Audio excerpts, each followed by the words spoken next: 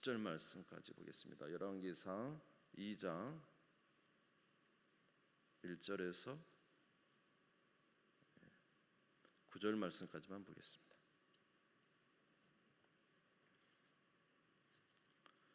구약성경 511페이지, 구약성경 511페이지, 열왕기상 2장 1절에서 9절 말씀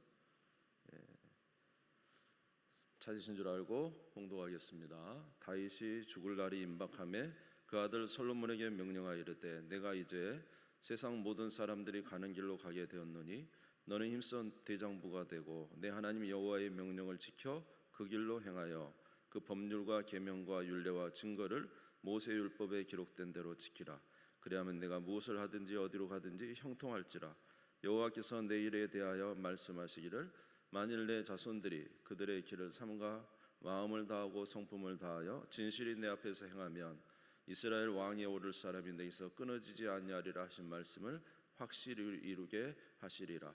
수르야의 아들 요압이 내게 행한 일 곧 이스라엘 군대의 두 사령관 넬의 아들 아브넬과 여델의 아들 아마사에게 행한 일을 내가 알거니와 그가 그들을 죽여 태평시대에 전쟁의 피를 흘리고 전쟁의 피를 자기 허리에 띤 띠와 발에 신은 신에 묻혔으니 내 지혜대로 행하여 그의 백발이 평안히 수월에 내려가지 못하게 하라. 마땅히 길라 바르실레 아들들에게 은총을 베풀어 그들이 내 상에서 먹는 자 중에 참여하게 하라. 내가 내 형 압살롬의 낯을 피하여 도망할 때에 그들이 내게 나왔느니라. 바울임 베냐민 사람 게라의 아들 시므이가 너와 함께 있나니 그는 내가 마하나임으로 갈 때에 악독한 말로 나를 저주하였느니라. 그러나 그가 요단에 내려와서 나를 영접함으로 내가 여호와를 두고 맹세하여 이르기를 내가 칼로 너를 죽이지 아니하리라 하였노라. 그러나 그를 무죄한 자로 여기지 말지어다. 너는 지혜 있는 사람이므로 그에게 행할 일을 알지니 그의 백발이 피 가운데 수월에 내려가게 하라. 아멘. 옆 사람하고 인사 한번 하겠습니다. 잘 오셨습니다. 잘 지내셨습니까? 예. 네. 항상 이렇게 얼굴로만 웃으시니까 은혜가 여러분의 삶에 하나님이 늘 함께 하시고 평강이 넘치신 줄 믿습니다. 오늘 이제 열왕기상 2장 말씀입니다. 솔로몬에게 주는 다윗의 유언입니다. 다윗이 이제 그 유언하는 내용이 조금 많이 있기도 한데요. 그 내용은 역대상 28장, 29장에 보면은 이제 다윗이 솔로몬에게 그리고 이제 공식적인 유언과 같은 말씀은 역대상 끝에 보면 나와 있습니다. 그래서 이스라엘 백성들과 솔로몬에게 앞으로 너희들이 성전을 지어야 되잖아요. 성전을 지을 것에 대해서 그리고 이제 자기가 준비했던 성전의 그 모든 기물들, 금과 은과 수많은 것들을 준비해 놓고 솔로몬과 백성들에게 이제 또 헌금도 하게 하고 그래서 이제 자기가 세상을 떠나도 솔로몬과 그 남은 백성들이 성전을 지어야 되는 것들에 대해서 이렇게 유언적으로 이제 공식적인 유언을 이제 해 놓은 것입니다. 그런데 먼저 오늘 우리가 읽은 본문의 말씀은 어떻게 보면 개인적인 것 같아요. 그래서 솔로몬에게 개인적으로 네가 앞으로 나는 이제 세상을 떠나서 갈 시간이 되었다. 너가 앞으로 어떻게 행해야 될 것에 대해서 이제 말을 해주고 있습니다. 다윗이. 자, 먼저 열왕기상 2장 1절을 한번 보겠습니다. 다윗이 죽을 날이 임박함에 그의 아들 솔로몬에게 명령하여 이르되 여러 번 말씀을 드립니다만은 이제 언제든지 우리는 이제 이 날들이 옵니다. 그래서 다윗도 죽을 날이 임박했습니다. 그럴 때 이제 솔로몬에게 다윗이 하는 그 유언, 개인적인 유언인 것 같습니다. 열왕기상 2장 2절에서 3절에 보면은 이렇게 말하고 있습니다. 같이 읽겠습니다. 시작. 내가 이제 세상 모든 사람이 가는 길로 가게 되었노니 너는 힘써 대장부가 되고 내 하나님 여호와의 명령을 지켜 그 길로 행하여 그 법률과 계명과 율례와 증거를 모세 율법에 기록된 대로 지키라. 그리하면 내가 무엇을 하든지 어디로 가든지 형통할지라. 아멘. 이제 다윗이 솔로몬에게 강력하게 이제 유언, 개인적인 유언으로 하는 말이 뭐냐면 너는 하나님의 말씀을 지켜라. 하나님의 말씀을 지켜라. 그러면 어디로 가든지 내가 형통할 것이다. 다시 2절 3절 제가 보면 내가 이제 세상 모든 사람이 가는 길로 가게 되었노니 너는 힘써 대장부가 되고 내 하나님 여호와의 명령을 지켜 그 길로 행하여 그 법률과 계명과 율례와 증거를 모세의 율법에 기록된 대로 지키라. 그리하면 내가 무엇을 하든지 어디로 가든지 형통할지라. 이게 가장 중요한 유언이 뭐냐면 이제 하나님 말씀을 지키라는 거죠. 근데 여기 보면은 법률과 계명과 율례와 증거 다 하나님 말씀이죠. 하나님 말씀을 여러 가지 각도로 이야기한 건데 결국은 이제 솔로몬에게 내가 마지막으로 너에게 강조하고 싶은 것은 네가 왕이 되면은 여호와의 말씀을 즐거워하여서 그 계명과 율례와 법도와 모든 것을 지키라. 아멘. 하나님의 말씀을 지키면 내가 무엇을 하든지 어디로 가든지 형통할지라. 가장 중요한 것은 무엇이냐면 하나님의 말씀을 왕이 해야 될 일이 가장 중요한 것은 하나님의 말씀을 지켜라. 뭐 왕뿐만 아니라 우리 인생들이 하나님을 섬기는 인생들에게 있어서 가장 중요한 것은 하나님의 말씀을 지켜라. 아멘. 그러면 내가 어디로 가든지 형통할 것이다. 무엇을 하든지 형통할 것이다. 이렇게 말씀하고 있습니다. 2절에 보시면 다시 보시면 내가 이제 세상 모든 사람이 가는 길로 가게 되었니 너는 힘써 뭐가 되라고요? 대장부가 되라. 대장부가 되라. 그래서 뭐 대장부는 힘도 세고 아주 남성답고 뭐 그런 거 아닙니까? 그런데 여기서 대장부가 되려면 막 이렇게 이제 그런 외적인 걸 말하는 게 아니에요. 이제 얼마 전 좀 며칠 전에 이제 목사님들을 이렇게 만났는데 이 방송은 경상도는 안 나가겠지. 경상도 사람들이 약간 가오를 세운다네. 가오 대장 뭐 이야기를 하면 약간 무용담하는 것처럼 들려요. 경상도. 네, 여러분들은 잘 모르시겠죠. 제가 만나보니까 경상도 분들이 말을 하면 목사님들도 약간 자기가 과거에 어땠다 이게 약간 그 가오를 세운다 그럴까? 이게 그런 그 경상도 특유의 그런 게 있었던 것 같습니다. 근데 여기서 말하는 대장부가 되라는 것은 어떤 그런 걸 말하는 게 아니고 여기서 대장부는 어떤 대장부냐면 하나님의 말씀을 지키는데 대장부가 되라. 뭘 하는데 대장부가 되라고요? 하나님의 말씀을 지키는데 대장부. 그래서 우리는 항상 어디 안에 살아야 되냐면은 하나님의 말씀 안에 사는 자. 어쩐지 하나님의 말씀 안에서 대장부가 됩니다. 따랐습니다. 하나님 말씀 안에서 대장부가 되자. 아멘. 그 말씀 안에서 그 말씀을 지킴으로써 그 말씀 안에 대장부가 돼야지. 다른 어떤 대장부를 말하는 게 아닙니다. 그래서 지금 다윗이 솔로몬에게 내가 왕이 되면 그 말씀을 안에서 정말로 그 말씀을 지키는 일에 대장부가 되라. 여러분 하나님 말씀 지키기가 쉽지 않잖아요. 환경적으로도 어렵고 또 우리가 상황적으로 여러 가지 있을 때 하나님의 말씀을 지키기가 어렵습니다. 그럼에도 불구하고 진정한 대장부는 그 말씀 안에서 아주 용기 있고 대단하고 박력 있는 사람이 되어서 그 말씀을 지키는 자가 될 때 하나님께서 기뻐하신다는 것입니다. 아멘. 자, 이렇게 되면 내 왕위가 영원할 것이라고 하나님이 내 왕위와 내 후손에게 왕위를 계속 이어주실 것이라고 약속하셨다고 합니다. 열왕기상 2장 4절이 되겠습니다. 여호와께서 내 일에 대하여 말씀하시기를 만일 내 자손들이 그들의 길을 삼가 마음을 다하고 성품을 다하여 진실이 내 앞에서 행하면 이스라엘 왕이 오를 사람이 내게서 끊어지지 아니라 하신 말씀을 확실히 이루게 하시리라. 사실 이 내용은 다윗이 하나님 앞에 성전을 짓겠다고 사무엘하 7장에 보면은 성전을 짓겠다고 이렇게 계획을 세웠을 때 하나님께서 선지자를 통해서 하나님의 성전을 네 세대는 짓지 아니하고 그러나 네가 나의 집을 지으려고 했으니 나는 너의 집을 세워주겠다 이렇게 말씀하시면서 내 왕위를 영원토록 세워주겠다 이렇게 말씀하신 내용입니다. 그래서 사무엘하 7장 12절에서 13절입니다.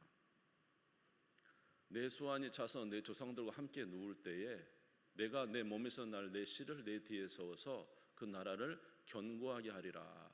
그는 내 이름을 위하여 집을 건축할 것이요 나는 그의 나라 왕위를 영원히 견고하게 하리라. 이게 다윗이 얼마나 하나님을 사랑해서 하나님 안에 살려고 했습니까? 그랬더니 하나님께서 다윗의 집을 세워줘서 그 나라 왕위가 계속될 것에 대해서 말씀하여 주셨는데, 이제 자기가 이 세상을 떠나면서 하나님께서 나에게 이렇게 약속했다. 솔로몬아, 네가 나의 법을 떠나지 아니하고 너의 후손들이 나의 법을 지키면 너희 집의 왕위가 영원토록 내가 세워주겠다고 하나님 말씀하셨으니까 어쩐지 말씀 안에서 대장부가 되라.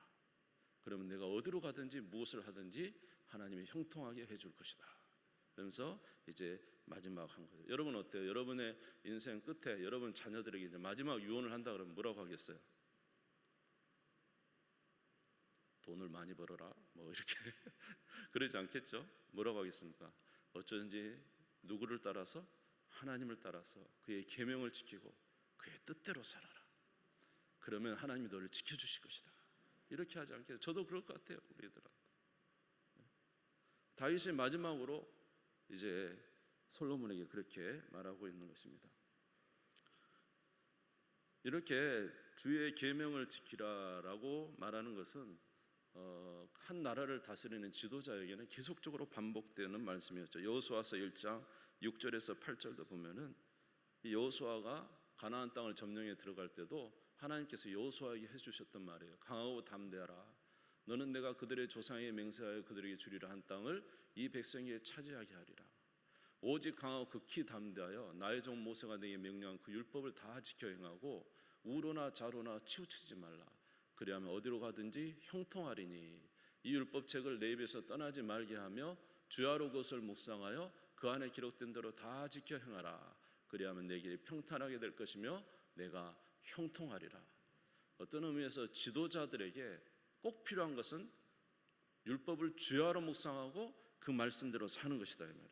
나라를 다스리는 자, 한 민족을 통치하고 다스려가는 모든 지도자들에게 가장 중요한 것은 율법을 주야로 묵상하고 그 율법 안에서 대장부가 되어서 그 말씀대로 살아갈 때는 내가 어디로 가든지 무엇을 하든지 내가 너와 함께 하겠다. 이 말씀이 주어진 줄 믿습니다. 우리가 그렇게 살 때 하나님께서 응답해 주실 줄 믿습니다. 그래서 신명기 17장 18절에서 20절에도 보면은 왕에게 주신 말씀도 꼭 그와 같죠.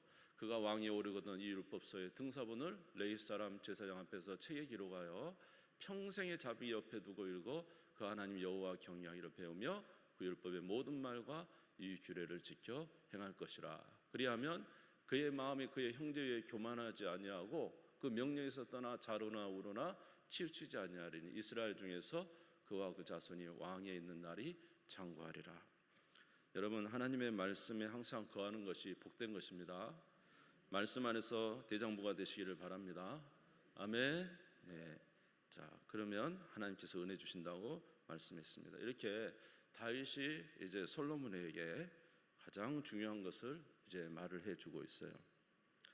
그런데 이렇게 이제 다윗이 솔로몬에게 개인적으로 하나님 말씀을 묵상하고 그 말씀대로 사는 것이 중요하다고 말을 했는데, 이제 오늘 이제 열왕기상 2장 4절을 지난 이후에 좀 특이한 예언을 이제 사실은 하고 있습니다. 그것은 무엇이냐면은 다윗이 처단할 자가 있고 상을 줄 자가 있다는 거예요. 그래서 내 시대 때는 그것을 행하지 못했지만 네가 왕이 되면 이런 사람은 처단해야 된다. 이렇게 이야기를 했어요. 예, 한번 볼게요. 열왕기상 2장 5절을 한번 같이 보겠습니다. 열왕기상 2장 5절 같이 한번 읽겠습니다. 시작. 수르야의 아들 요압이 내게 행한 일 곧 이스라엘 군대의 두 사령관 넬의 아들 아브넬과 여델의 아들 아마사의 행한 일을 내가 알거니와 그가 그들을 죽여 태평시대에 전쟁의 피를 흘리고 전쟁의 피를 자기 허리에 띤 띠와 발에 신은 신에 묻혔으니 그랬습니다. 그래서 6절 우리 성경을 보시면 내 지혜대로 행하여 그의 백발이 평안히 수월에 내려가지 못하게 하라 이렇게 했죠. 자, 이제 이 말을 해놓고 다윗이 솔로몬에게 이야기를 하는 거예요. 그 요압이라는 요압 장군이 있지 않냐. 요압은 수라의 아들인데 수라는 다윗의 누이입니다. 그 누나의 아들, 조카죠. 근데 이 요압이 일평생 다윗과 함께 하면서 엄청난 전쟁에도 많이 공을 세우고 다윗의 나라를 세우는데 혁혁한 이제 공을 세웠어요. 전쟁에마다 이제 승리하는 그런 장군이 된 거예요. 그런데 다윗이 놀랍게도 뭐라고 하냐면은 솔로몬에게 이 요압을 처단하라는 것입니다. 내 때는 하지 못했지만은 그 백발이 평안히 솔로 내려가지 못하도록 네가 지혜대로 이 사람을 제거해야 될 것에 대해서 말을 하고 있는 거죠. 이렇게 한 이유는 무엇이냐면 요압이 그렇게 군대 장관이었지만은 다윗의 시대에 요압이 굉장히 다윗을 어렵게 했습니다. 왜냐하면 이제 다윗이 사울 왕이 죽고 나니까 요압이 나타난 거 거의 비슷해요. 그 자기를 괴롭혔던 사울 왕이 이제 죽고 나서 다윗이 왕이 됐는데 요압이 군대 장관을 했는데 이 요압이 다윗과 함께 열심히 하는데 말입니다. 문제는 다윗의 말을 안 들어요. 그냥 자기가 원하는 대로 해요. 그래서 그 이제 제가 설명을 잘해야 되는데 하여튼 이제 사울이 죽고 사울의 아들 이스보셋이 왕이 됩니다. 그때 이스보셋은 이제 전혀 힘이 없는 왕이죠. 근데 이제 아브넬이라는 북쪽 유다 말고 나머지 지파의 대표적 격으로서 이 아브넬이라는 장군이 사실 권세를 다 잡아요. 이스보셋은 그냥 왕으로 세워놓고 자기가 다 하는 거죠. 근데 이 아브넬이 이제 이 요압 장군과 전쟁을 하다가 지기도 하고 그렇지만 역시 북쪽에 이 권력과 세도가로 있는데 이제 모든 사람들의 말이 뭐냐면 이 나라는 이미 다윗에게 돌아가 하나님도 다윗에게 왕위를 주었다 하고 장로들이 계속적으로 아브넬에게 이야기를 하니까 아브넬이 나중에 가서는 이제 자기 자신 그 이스보셋을 버리고 다윗에게 이제 거의 찾아옵니다. 그래서 내가 이 나라를 당신에게 돌리겠습니다. 다른 지파들을 당신에게로 돌리겠습니다. 그렇게 하니까 다윗이 아브넬에게 잔치를 잘 치러주고는 이제 돌려보내요. 그런데 요압이 오다가 이 아브넬을 왔다는 소식을 듣고 아브넬을 불러가지고 죽입니다. 이제 그 전에 뭐 자기 동생이 죽어요. 뭐 좀 복잡한데 그러니까 요압의 동생이 전쟁에서 아브넬에 의해서 죽게 되고 그건 어차피 전쟁에 죽은 건데 결국 아브넬을 죽입니다. 다윗은 이제 나라를 하나로 통합하는 결정적인 순간이 온 거죠. 아브넬이 찾아왔어요. 그래서 식사 자리를 잘 차려주고 돌려보내면서 이제 나라를 평화롭게 하나를 만들려고 하는 이때에 요압이 다윗의 의견과 전혀 상관없이 오히려 아브넬을 데려다가 칼을 찔러서 죽입니다. 그리고 이 요압은 사무엘하 이제 3장 27절 한번 보겠습니다. 사무엘하 3장 27절. 아브넬이 헤브론으로 돌아올 때 요압이 더불어 조용히 말하는 듯이 그를 데리고 성문 안으로 들어가 거기서 배를 찔러 죽이니 이는 자기의 동생 아사엘의 피로 말미암음이더라. 그 후에 다시 듣고 이르되 내레 아들 아브넬의 피에 대하여 나와 네 나라는 여호와 앞에 영원히 무죄하니 그 죄가 요압의 머리와 그 아버지 온 집으로 돌아갈지어다. 또 요압의 집에서 백탁병자나 나병 환자나 지팡이를 의지하는 자나 칼에 죽은 자나 양식이 떨어진 자가 끊어지지 아니할지로다. 그러니까 아브넬이 이 요압이 그 다윗의 나라를 통치하는 그거와 상관없이 죽이는 거예요. 그래서 얼마나 힘들었는지 다윗이. 근데 다윗이 이제 요압이 또 장군이잖아요. 자기와 함께 나라를 세운 개국 공신 아닙니까? 어떤 의미에서. 그렇기 때문에 함부로 이렇게 또 처리하지 못하고. 그래서 다윗이 마음으로 쿵쿵 앓고 하나님 오직 여호와께서 이것을 감찰해 주시라고 기도하고 마칩니다. 그런데 또 무슨 일이 있냐면은 우리가 잘 아는 압살롬이 다윗의 셋째 아들이 다윗을 죽이려고 올라오잖아요. 예루살렘으로. 그때 이제 다윗이 도망을 했다가 압살롬과의 전쟁에서 이기게 됩니다. 그리고 이제 돌아오는 길에 유다 압살롬도 자기 아들과 유다 지파잖아요. 유다 사람들이 압살롬 쪽에 다 있었거든요. 그러니까 유다 지파를 자기에게 돌아오게 하려고 이 압살롬의 장군인 아마사를 불러서 연락을 해서 자기를 맞이하게 해서 이 유다 사람들을 다시 돌이켜 나라를 이렇게 하나로 만들려고 합니다. 그래서 아마사를 이제 군대 장관으로 세우는데 이제 또 싫어하잖아요. 요압이 자기가 혼자 군대 장관이었는데 군대 장관을 또 세우면 안 되잖아요. 그러니까 아마사도 죽여요. 그러니까 상관없는 거예요. 다윗하고. 다윗은 왕이고 밑에서는 자기 마음대로 하는 거예요. 사무엘하 20장 9절에서 10절에 보면은, 사무엘하 20장 9절에서 10절 있습니까? 요압이 아마사에게 이르되 내 형은 평안하냐 하며 오른손으로 아마사의 수염을 잡고 그와 입을 맞추려 하체하매 아마사가 요압의 손에 있는 칼은 주의하지 아니한지라. 요압이 칼로 그의 배를 찌르매 그가 그의 창자가 땅에 쏟아지니 그를 다시 치지 아니하여도 죽으니라. 요압과 그의 동생 아비새가 비그리 아들 세바를 뒤쫓을세. 이게 아마사도 또 죽이는 것이죠. 나중에 다윗이 그 압살롬하고 전쟁에서도 군대를 내보내면서도 압살롬을 좀 긍휼히 여겨주라 내 아들을. 그렇지만 결국 압살롬을 죽인 사람이 누굽니까? 예, 이 또 요압이 죽였습니다. 그러니까 요압이 사실은 정말로 많이 힘들게 했던 사람이죠. 그러나 다윗이 이제 요압을 죽이지는 않았습니다. 글쎄요, 죽이지 않은 이유는 여러 가지 외적인 것도 있지만은 또 모르겠습니다. 하나님께서 주신 감동이 있어서 이제 해야 하지 말라는 하나님 감동이 있었던 것 같기도 하고요. 그렇지만은 이제 자기 아들이 왕이 되니까 뭐라고 하냐면은 이 요압을 처단하라. 무고한 자의 피를 흘렸으니까 처단하라. 이렇게 말하고 있습니다.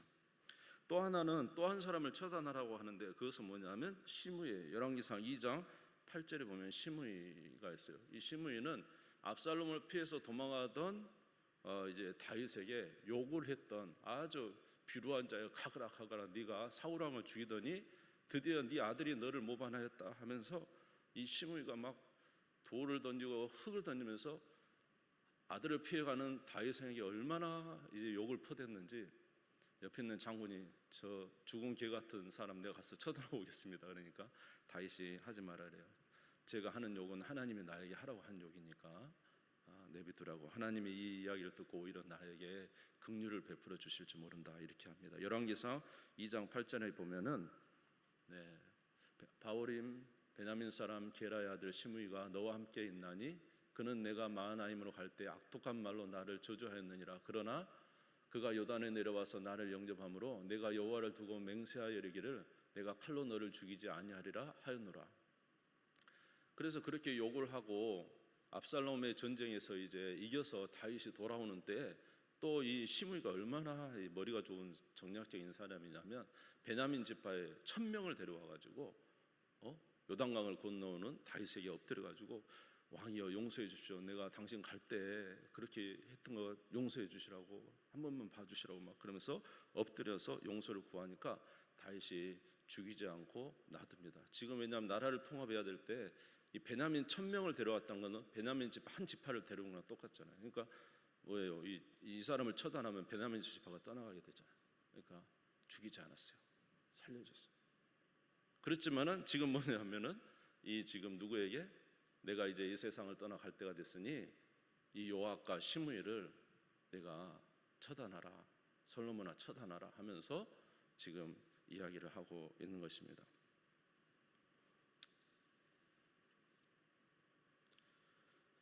또 이제 뭐 왕상 2장 7절에 보면 또 자기에게 잘해준 사람은 상도 주라 그래요. 우리가 이제 신명기 이제 바르실레라는 사람 또 다윗에게 잘해주시니까 상을 주라 그래요. 왕상 2장 7절에 보면 우리가 이제 신명기적 사관으로 보면은 악을 행하는 자에게는 심판을 하고 그 다음에 선을 행하는 자에게 상을 주는 게 맞습니다. 어쨌든 신명기 사관에서는 다윗이 이렇게 하는 게 맞아요. 왜냐하면 사실 피를 흘린 자에게는 그 피로 갚으라는 게 율법의 이제 내용이었고 또 그러나 선한 일을 하는 자에게는 상을 베푸는 것이 이제 우리가 일반적인 신명기적 사관이고 또 다윗이 이렇게 솔로몬에게 말한 것이 결코 틀린 것이 아니고 또 우리가 보면은 하는 그 말씀에 준하는 것이 될 수도 있습니다. 그런데 제가 조금 이제 제가 이것을 갑자기 이번 주일날 토요일날 설교 준비를 하려고 했는데 토요일 밤에 갑자기 이 본문이 그 새벽 예배를 준비하면서 본문을 봤는데 이게 도대체 어떻게 된 거야? 이게 지금 옳은 거야, 틀린 거야? 이런 생각이 많이 들더라고요. 아니 그냥 다윗이 자기는 지금까지 인내해서 하나님께서 원수 같던 사람도 포용하고 사울도 포용하고 요압도 그래도 품고 오고 시므이가 그렇게 욕을 해도 그렇게 와놓고 이제 끝에 와가지고 자기 아들한테는 죽이라. 물론 이제 때가 됐으니까 죽이라 하는가. 근데 그 말도 맞지만은 이게 어떻게 이렇게 분별해야 될까? 이게 정말로 왜 다윗이 그냥 4절까지만 해서 여호와의 말씀을 지켜라. 그러면 네가 복을 받을 것이다. 그리고 꼴까다 이렇게 죽었으면은 끝나는 이야기인데 왜 뒤에 이렇게 어떻게 보면 좀 처참하게 죽이라고 하느냐. 그래서 제가 생각할 때는 왜냐하면 이제 굉장히 요압이라는 사람이 위험한 인물입니다. 나중에 또 그 아도니아하고 또 다시 이제 모반을 일으키려고 하잖아요. 그러니까 솔로몬의 왕국에 있어서 이제 솔로몬의 왕국은 어떤 면에서 그리스도의 왕국이거든요. 하나님 예수 그리스도 오는 계보이기 때문에 그 나라를 이제 무너뜨리려고 하는 이들에 대해서 철저하게 징계할 것에 대해서 다윗이 요구하는 것이라고 생각도 돼요. 그래서 하나님 나라를 보호하기 위해서는 때로는 이렇게 각별한 처단도 해야 되고 때로는 이제 강력하게 나가야 될 때도 있구나. 그래서 여호수아서 우리가 잘 아는 신명기 7장 1절 2절에 보면은 여호수아에게 이야기를 하잖아요. 모세가 네가 가나안 땅에 들어가면은 아주 가나안 사람을 다 전멸시켜라. 어린아이와 동물할 것 없이 다 죽여라는 거예요. 이거 생각하면 인간적으로 너무하잖아요. 어린아이가 무슨 죄가 있어요? 소가 무슨 죄가 있어요? 그런데 가면은 다 그것을 없애라는 거예요. 우리 생각으로는 이해가 되지 않잖아요. 2절에 보시면 그게 나와 있거든요. 신명기 7장 2절. 그래서 이제 진멸하라. 그럼에도 불구하고 진짜 우리가 생각해서는 좌우를 분별할 게 아니라 우리는 무엇을 따라 행해야 됩니까? 하나님의 말씀을 따라 행하는 게 맞습니다. 그래서 어떤 의미에서 이렇게 악을 행하는 자를 반드시 피 흘린 자에게는 보복하는 게 맞고 선을 행하는 자에게는 이렇게 행하는 것이 맞습니다. 그러나 일면에서 또 제 자신은 좀 이거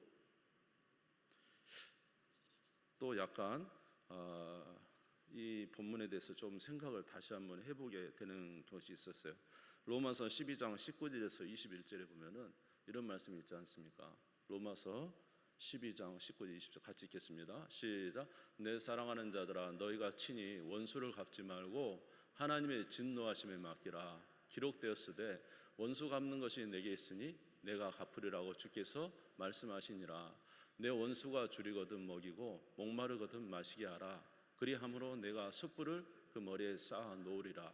악에게 지지 말고 손으로 악을 이기라. 또 이런 말씀도 있잖아요. 네가 스스로 원수를 갚지 말고 어떻게 하라고요? 원수 갚는 걸 하나님께 맡겨라. 사실은 지금까지 다윗이 살아오면서는 그 모든 것을 사실 하나님께 맡기고 왔어요. 그런데 이제 아들에게 이렇게 원수를 갚으라, 죽이라 이렇게 하는 것이 과연 그것이 옳은가? 이런 거에서 의문이 있습니다. 결론적으로 저에게서 답을 찾지 마십시오. 성경에 저도 이 부분에 대해서는 정말로 이제 여러 의견들이 있어요. 이거는 하나님 나라를 위해서는 당연히 해야 할 일이다 하는 강조자들이 있고 어떤 분에서는 이거는 다윗이 실수한 거다고 말하는 사람도 있습니다. 그런데 이제 제가 한 가지 이제 생각되는 부분만 말씀드리고 마치겠습니다. 한 가지 생각되는 것은 우리가 하나님을 사랑하되 끝까지 하나님을 사랑해야 됩니다. 하나님을 의지하되 끝까지 하나님을 의지해야 돼요. 그래서 다윗이 지금까지도 하나님을 의지하고 살아왔다면 제 생각에는 지금 이 순간에도 차라리 하나님을 의지하고 솔로몬에게 솔로몬아 내가 과거의 삶을 너도 알 것이다. 이 요압이 어떤 사람인지도 알고 이 시므이가 어떤 사람인지도 알고 네가 알잖아. 이 사람들은 참으로 위험한 사람이다. 네가 이것을 알고 조심해라. 그러나 오직 누구만 바라봐라? 하나님만 바라보고 하나님의 말씀대로 살아라. 그러면 하나님께서 때가 되면 처리해 주실 것이다. 저는 그렇게 생각을 좀 했어요. 근데 이제 다윗이 죽으면서 이렇게 이야기하는 거예요. 이 요압이 위험하니까 처단해야 된다. 시므이가 위험하니까 처단해야 된다. 물론 악한 사람이기 때문에 경계해야 되는 건 맞죠. 처단해야 된다. 그러니까 어떤 의미에서 정치적으로 나라의 안정을 위해서 없애야 된다는 것이죠. 근데 이게 없애는 건 맞는데 자기 힘으로 나중에는 이제 내 힘으로 이렇게 없애라는 그런 의미가 되어서 좀 위험할 수도 있는 것 같습니다. 그러니까 이렇게 지금 다윗이 정치적으로 이 솔로몬에게 그 사람을 처단해야 될 것을 이야기를 했는데, 이게 이제 제가 한번 생각을 해봤더니 솔로몬의 남은 인생을 한번 생각해봤어요. 솔로몬의 남은 인생이 어땠냐면, 생각해보세요. 솔로몬이 초창기에는 얼마나 그렇게 하나님 앞에 구해서 지혜로 살았습니까? 그런데 솔로몬이 이상하게 정치적으로 변합니다. 어떻게 정치적으로 변하냐면, 나라의 평강을 위해서 사방 나라의 둘레 나라 왕들의 공주들을 다 자기 아내로 삼습니다. 그러니까 하나님을 의지해서 나라의 평강을 이루려는 게 아니라 어떻게 되죠? 사방 나라의 이제 모든 공주들을 자기 아내로 삼아요. 그래서 아내로 삼아서 인척 관계를 맺잖아요. 그래서 전쟁이 없는 나라는, 전쟁이 없으니까 얼마나 좋아요. 근데 여기서 중요한 게 뭐냐면은, 여기서 중요한 것은 누구를 의지하지 않냐고? 하나님을 의지하지 않고 자기 정치수를 의지하는 거예요. 그래서 오늘 이런 내용을 좀 생각해 볼 때, 지금 다윗이 참으로 자기 후손 솔로몬의 왕국이 튼튼하고 안전하고 좋아질 것에 대해서 생각하고, 또 굉장히 위험하니까 아버지로서 말을 할 수 있겠죠. 그러나 처단해라 이렇게 해서 이제 처단해 버리는 거죠. 그러니까 하나님의 손에 의해서 처단하는 게 아니고 자기 스스로 이렇게 처단하라고 지금 이야기를 했는데, 이것이 어떤 면에서 솔로몬에게 그런 영향을 미치지 않나. 결국 솔로몬이 이제는 하나님을 경외하면서 나라를 다스리는 게 아니라 정치적인 수완으로 나라를 다스리게 되고, 점점점 가면서 뭐예요? 자기 지혜로, 하나님을 경외한 게 아니고 자기 지혜로, 하는 지혜를 주시니까 자기 지혜로 살다가 결국은 이제 그 나라가 끝에는 좋지 않은 것을 보면서, 혹시 이 부분이 그렇게 연결되는 부분 아닌가 그런 생각을 합니다. 사실은 우리가 보시는 이제 역대기와 열왕기 상하와 차이는 뭐냐면, 역대기에서는 오로지 다윗의 왕조의 위대함만을 말합니다. 역대기에서는 다윗도 밧세바 사건도 기록도 안 해요. 역대 상하에서는 밧세바 사건이 얼마나 치욕적인 사건입니까? 그런데 역대 상하에서는 다윗의 이 밧세바 사건도 기록하지 않냐고, 역대 상하는 아주 그 나라의 왕위에 예수 그리스도 오는 계보에 대한 아주 중요한 내용들만 기록합니다. 그러나 열왕기, 사무엘 상하, 열왕기 상하는 이 왕들의 실수, 왕들의 연약한 점도 다 그대로 공개를 해요. 그래서 이 열왕기에 보면은, 오늘 열왕기상 2장에 이 다윗의 유언이 되게 하나님 말씀을 지켜 살라는 것은 좋은데, 그 이 나머지 뒷부분에 이 사람들을 처단하라, 당연히 맞는 말임에도 불구하고 한번 생각해 보게 되었습니다. 그래서 이제 이거에 대해서는 이것이 옳다 저것이 옳다라는 의견이 분분하지만, 저는 한번 생각할 때 제 개인적으로는 우리가 하나님을 섬기되 끝까지 하나님을 섬기고, 아멘, 하나님께서 기뻐하는, 야, 원수는 하나님이 갚으신다. 그들은 위험한 존재지만 네 힘으로 해결하기보다는 날마다 하나님을 의지해라. 그래서 정말로 하나님 말씀의 대장부가 되라. 하나님 말씀대로 살고 하나님 뜻대로 행한다면 하나님이 행해 주실 것이다. 이렇게 말했으면 어땠을까, 그런 생각을 해봅니다. 마치겠습니다. 기도하겠습니다.